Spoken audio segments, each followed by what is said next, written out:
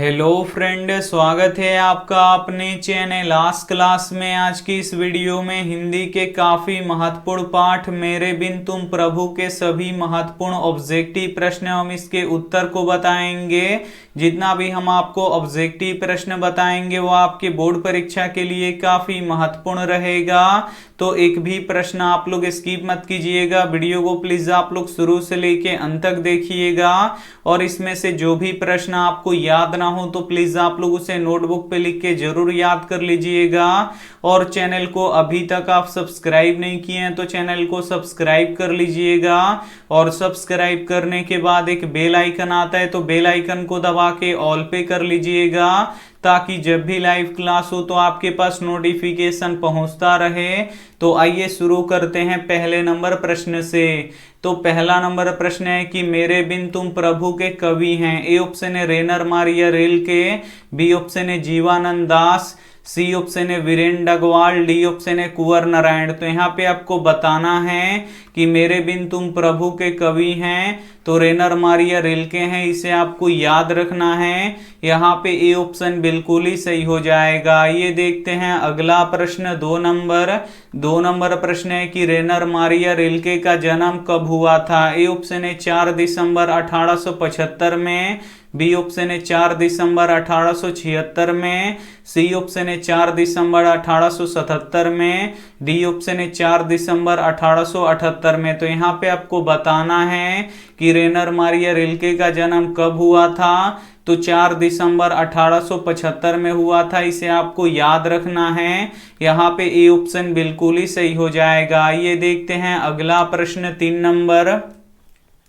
3 number प्रश्न है कि कवि के अनुसार भक्त किस रूप में है। ए ऑप्शन है मदिरा के रूप में, बी ऑप्शन है वेश और वृत्ति के रूप में, सी ऑप्शन है जलपात्र के रूप में, डी ऑप्शन है सभी के रूप में। तो यहाँ पे आपको बताना है कि कवि के अनुसार भक्त किस रूप में है। तो मदिरा के रूप में भी है, वेश और वृत्ति के रूप में भी है, जलपात्र के भी रूप में है, यानी इनमें से सभी के रूप में है। तो यहाँ पे डी वाला ऑप्शन बिल्कुल ही सही हो जाएगा। ये देखते हैं अगला प्रश्न 4 नंबर प्रश्न है कि भक्त रिल्के प्रभु से क्या करता है। ए ऑप्शन है प्रश्न, बी ऑप्शन है सजदा, सी ऑप्शन है प्रार्थना, डी ऑप्शन है इनमें से सभी। तो यहाँ पे आपको बताना है कि भक्त रिल्के प्रभु से क्या करता है। तो प्रश्न करता है, इसे आपको याद रखना है। यहाँ पे ए ऑप्शन बिल्कुल ही सही हो जाएगा। ये देखते हैं अगला प्रश्न 5 नंबर प्रश्न है कि कवि किसका संदार लबादा गिर जाने की बात करता है। ए ऑप्शन है भक्त का, बी ऑप्शन है प्रभु का, सी ऑप्शन है मानव का, डी ऑप्शन है इनमें से कोई नहीं। तो यहाँ पे आपको बताना है कि कवि किसका संदार लबादा गिर जाने की बात करता है। तो प्रभु का बात करता है, इसे आपको याद रखना है। यहाँ पे बी ऑप्शन बिल्कुल ही सही हो जाएगा। इस चैप्टर के सभी महत्वपूर्ण ऑब्जेक्टिव प्रश्न हम आपको बताएंगे, तो एक भी प्रश्न आप लोग स्किप मत कीजिएगा। वीडियो को प्लीज आप लोग शुरू से लेके अंत तक देखिएगा। और वीडियो को अभी तक आप लाइक नहीं किए हैं तो प्लीज आप लोग वीडियो को लाइक कर दीजिएगा। और ये हमारा नंबर है, और आप अभी तक आप हमारे व्हाट्सएप ग्रुप में नहीं जुड़े हैं तो ये हमारा नंबर है, इस पे आपको बोल देना है कि सर हमें ग्रुप में जोड़ दीजिए, तो हम आपको ग्रुप में जोड़ देंगे। आइए देखते हैं अगला प्रश्न 6 नंबर प्रश्न है कि कवि रिल्के के अनुसार मनुष्य के बिना किसका अस्तित्व न रहेगा। ए ऑप्शन है ईश्वर का, बी ऑप्शन है पर्वत का, सी ऑप्शन है प्रकृति का, डी ऑप्शन है हवा का। तो यहाँ पे आपको बताना है कि कवि रिल्के के अनुसार मनुष्य के बिना किसका अस्तित्व नहीं रहेगा। तो ईश्वर का अस्तित्व नहीं रहेगा। यहाँ पे ए ऑप्शन बिल्कुल ही सही हो जाएगा। ये देखते हैं अगला प्रश्न 7 नंबर प्रश्न है कि रेनर मारिया रिल्के किस देश के कवि हैं। ए ऑप्शन है जर्मनी, बी ऑप्शन है फ्रेंच, सी ऑप्शन है स्पेनिश, डी ऑप्शन है ग्रीक। तो यहाँ पे आपको बताना है कि रेनर मारिया रिल्के किस देश के कवि हैं। तो जर्मनी के कवि हैं, इसे आपको याद रखना है।